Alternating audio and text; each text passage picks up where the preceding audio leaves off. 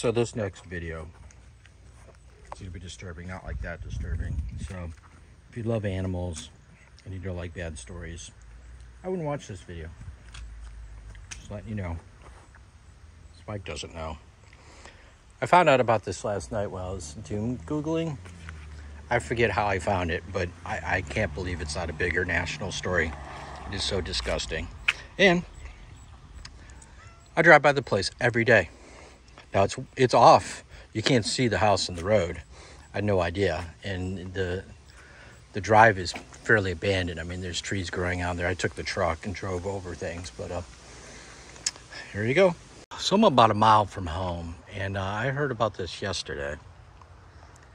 Apparently a lady who also lives in Parma owns this house and has a foundation to save dogs. And apparently 147 dogs were found here dead. I just can't imagine how somebody can do this.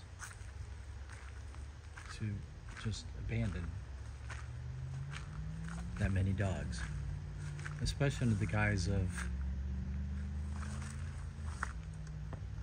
saving them. Apparently she went to kill shelters and then removed them.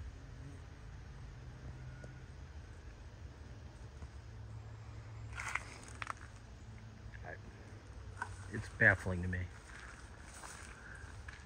Obviously a little bit of a hoarder. It's a nice house. Brick house, good roof. I don't know how this was in national news. Maybe it was and I just missed it. But yeah, I'm baffled. This was a nice Mini Cooper. It looks like there's a barn down here. Some sort of barn or something. More cages? Or did she leave them out all the time? I just don't get it.